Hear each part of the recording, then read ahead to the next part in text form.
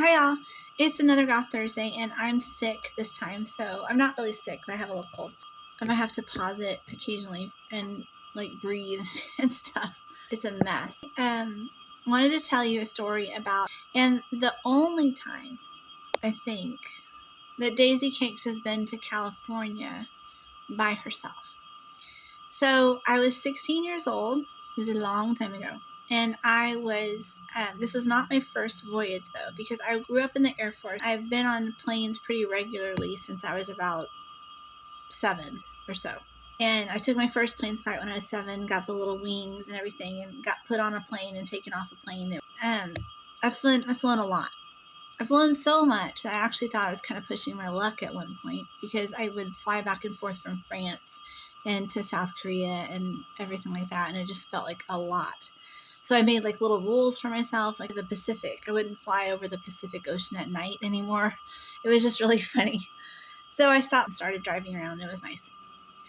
But on this trip, there was 150 16-year-olds, and we were trading with 150 Australians. So, and it was our summer, their winter. We got on the plane and it was like 110 degrees, and we got off the plane and it was like 50. It was kind of depressing. But it was beautiful there, and I really had a great time, and I just loved it, y'all. And we went to all kinds of things, because you can drink in Australia at that time. You could drink at 16, and we just had so much fun. Okay, we went to vineyards, we went to parties, we went like so many things. It was not the first time that I had whiskey, but it was the first time that I had whiskey almost every day.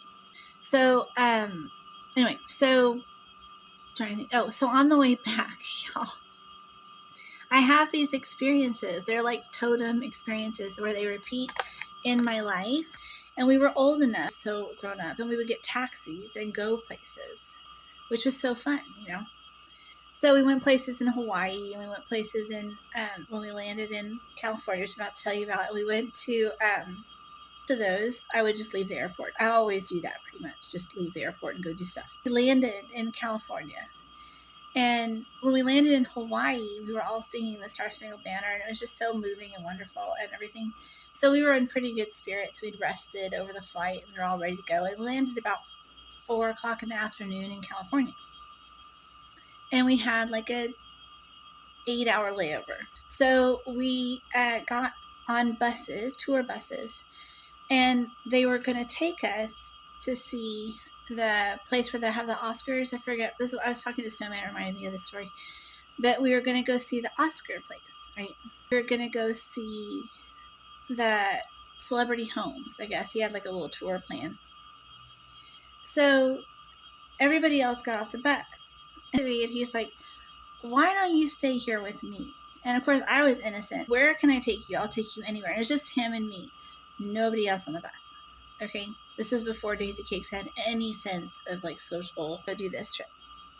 I was like, why? And he's like, well, because they're just going to go look at all the stars on the ground, and they're going to go, go in the theater and walk up and down the aisles, but it's empty and it's not very much fun. So why don't you stay with me and we'll go do stuff? And I was like, in the bus? And he was like, yeah, we'll go do stuff in the bus. So I said, okay. And I was like, am I okay, just by myself? This won't even miss you. You're fine. And they didn't, which is funny. From there to, I was like, he's like, what do you want to go see? This very pretty woman. What do you want to go see? And I was like, I want to go see Rodeo Drive. I've always wanted to go there. I want to go to Fred's. I want to go, this is a long time ago. I want to go to Fred's. I want to go to, what's that jeweler that has the cabochon jewelry that like, think of it. So we'll go, but it's really late. So, but they'll probably close very soon. So he's like, let's go and see if we can get there in time with all the traffic and try to, go shopping. And I was like, okay.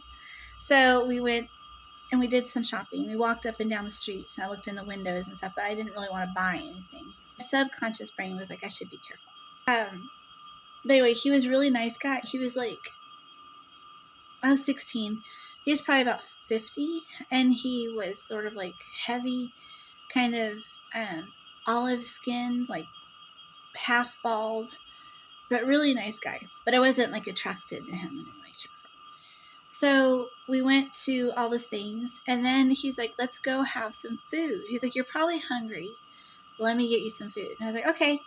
So he took me to the Beverly Hills Hilton. And we went inside this beautiful lobby back then. It was a gorgeous lobby. And we went in and sat at the big bar. There's like a big bar that kind of has like a starry sky on the top. And it has like sculptures, like wooden carvings around it and everything. Very fancy bar. It's not, this one is like just a bar. And it was very fancy. And I was wearing a nice outfit because when I was growing up, I was always taught to dress up for planes. Like, right, so I was lucky and I was very happy that I wore those, at least for a while. So I wore my clothes the whole time, y'all. There's nothing happened. It's so funny.